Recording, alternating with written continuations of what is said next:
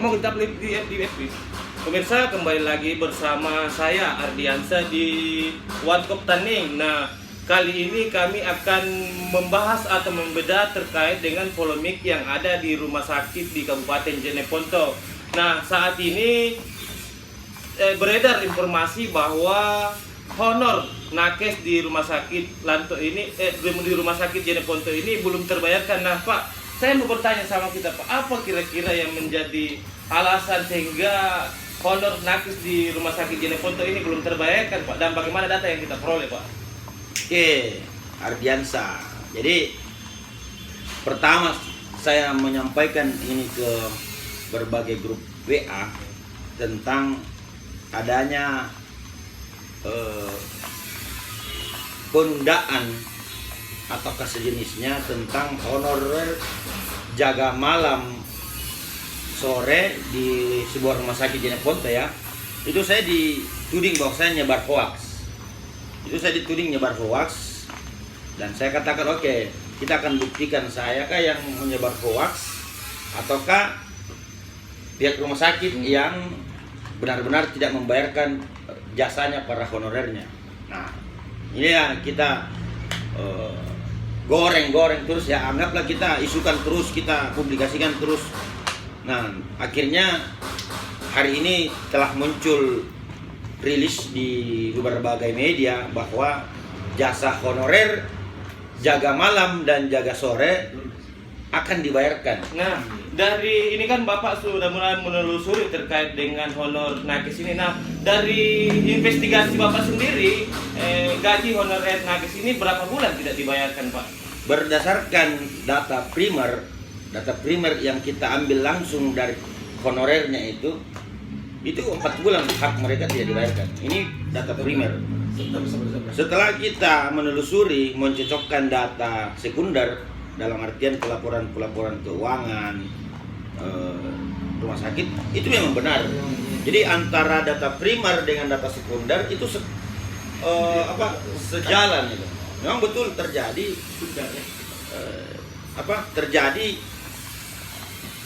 tidak dibayarkannya hak honorer di sebuah rumah sakit ini.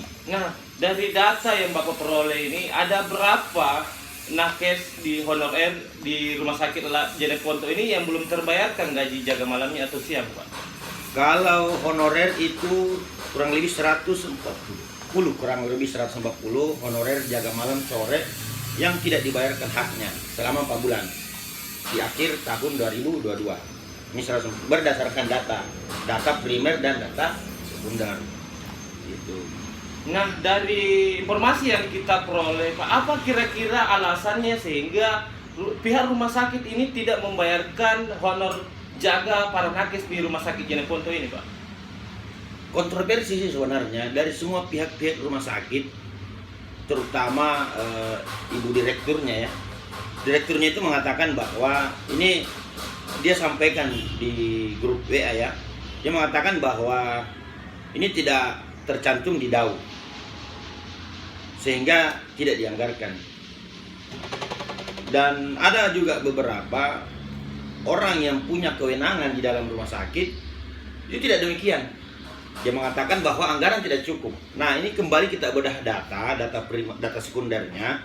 Ternyata bicara tentang tidak terdaftarnya di DAU, ya kan? Tidak tercantumnya di DAU, ini ternyata tidak sinkron dengan di DPAP-nya. Di DPAP tercantum. Secara otomatis kalau dia tercantum di DPAP berarti sudah jelas tercantum di DAU.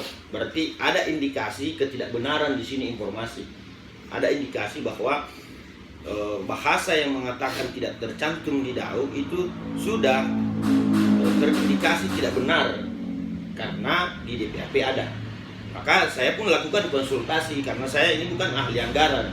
Saya tetap melakukan konsultasi, tetap melakukan komunikasi, diskusi dengan teman-teman yang selama ini bekerja di sektor-sektor pelaporan keuangan. Ternyata kalau dia terdaftar di DPAP itu sudah jelas terdaftar di DAU. Nah, kalau bicara tentang tidak cukupnya anggaran, nah ini yang jadi pertanyaan. Haknya orang yang 140-an ini tidak boleh dilalaikan. Ini harus menjadi prioritas di dalam sebuah rumah sakit. Karena dia bekerja pagi, siang, malam untuk menyelamatkan nyawa orang, ya kan, untuk menyelamatkan nyawa orang, berarti dia yang harus diprioritaskan untuk dibayar. Ini persoalan ini kalau bahasa bahwa dana itu dialihkan dulu ke hal lain. Ini persoalan besar bagi pelayanan rumah sakit. Nah, apakah boleh anggaran untuk honor nakes itu digunakan dengan keperluan-keperluan lain di rumah sakit? Apakah boleh seperti itu? Kalau saya sebagai direktur rumah sakit itu tidak boleh. Haknya orang itu suatu kewajiban, suatu keharusan untuk dibayarkan tepat pada waktunya. Apapun kondisi di luar itu untuk kita tutupi ini, tutupi untuk ini, itu tidak boleh kita pakai anggaran honorer. Nah, Tidak boleh. dari pihak rumah sakit Pak ini mengatakan bahwa dia sudah mengajukan dana tambahan untuk membayar honor nakes, tapi tidak di-ACC oleh Komisi DPR. Bagaimana tanggapan sendiri dengan Bapak terkait dengan itu, Pak? Nah, ini juga kita sudah konsultasikan ke Komisi 4 DPRD. Memang ada sinkronisasi bahasa itu. Ini ada sinkron. Jadi antara pihak RS dengan Komisi 4 ini memang satu bahasa. Tetapi alasannya di DPR Komisi 4 bahwa ada katanya bahwa di pihak rumah sakit mengatakan ready dana. Sekalipun mungkin katanya tidak di-ACC oleh Komisi 4, pihak rumah sakit tetap menyediakan dana untuk para honorer yang jaga malam ini. Namun kemudian ini tidak terjadi. Maka inilah yang menjadi persoalan. Inilah yang menjadi persoalan. Kenapa? Karena kedua lembaga ini saling menjamin bahwa kita akan menjamin haknya para honorer untuk terbayarkan sesuai waktu. Namun ini tidak terjadi. Jadi saya juga bicara tentang regulasinya di DPR itu saya tidak paham. Namun yang saya pastikan adalah mengambil haknya orang itu suatu perbuatan yang harus kita lawan. Nah, Pak, kalau untuk gaji honorer itu bulan berapa sampai berapa ini honornya belum dibayarkan, Pak? Kalau di data kami itu, di data sekunder itu mulai dari bulan 9, 10, 11, 12 di tahun 2022. Ini data kami. Nah, ini kan sudah pergantian direktur lama dengan direktur baru, Pak. Seperti apa seharusnya tanggapan Bapak terkait dengan honor RI, Pak? Ya, inilah juga yang kami harus tuntut kepada Ibu Direktur yang baru, bahwa bahasa yang mengatakan Ibu Direktur saya ini orang baru, ini tidak boleh keluar dari mulut seorang pimpinan bahwa saya ini orang baru.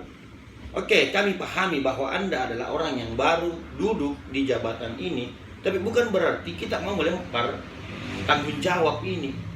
Konsekuensi Anda menduduki jabatan baru adalah menyelesaikan masalah-masalah yang ditinggalkan oleh direktur atau pimpinan sebelumnya. Disinilah tuntutan kamu, tuntutan orang-orang yang baru menduduki suatu jabatan. Dalam artian, ketika Anda menjadi pemimpin di suatu daerah atau di suatu institusi, Anda harus membuat sebuah list apa masalah-masalah yang ditinggalkan oleh pimpinan-pimpinan sebelumnya. Mari kita benahi, mari kita lakukan perbaikan. Nah, gitu. Pak, apakah suatu pimpinan baru yang menjabat sebagai salah satu instansi atau anggaplah direktur, apakah bisa menyelesaikan masalah atau beradaptasi dulu dengan masalah yang dihadapi oleh di tempatnya mereka bekerja? Menyelesaikan masalah bagi pimpinan baru itu suatu keharusan. Sambil beradaptasi. Jadi adaptasi itu penyesuaian diri pada pada institusi yang dipimpin. Dalam konteks apa dia beradaptasi? Ya, cara beradaptasi bagi pemimpin baru yaitu tadi mencari masalah apa yang ada di dalam institusi yang Anda pimpin ini.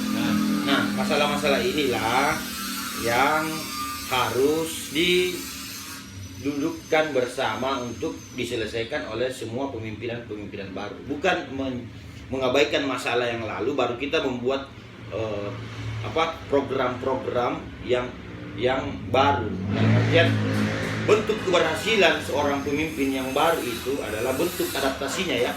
Itu harus menyelesaikan masalah yang ditinggalkan. Nah, ini kan direktur baru ini Pak sudah mengatakan bahwa dia akan berupaya untuk melakukan pembayaran honor nakes yang belum terbayarkan Pak. Bagaimana tanggapan Anda sendiri Pak? Itu saya harus apresiasi. Itu patut kita apresiasi. Ini artinya direktur baru ini mampu memberikan solusi pada persoalan yang ditinggalkan oleh periode pemimpin yang sebelumnya. Ini yang harus kita apresiasi.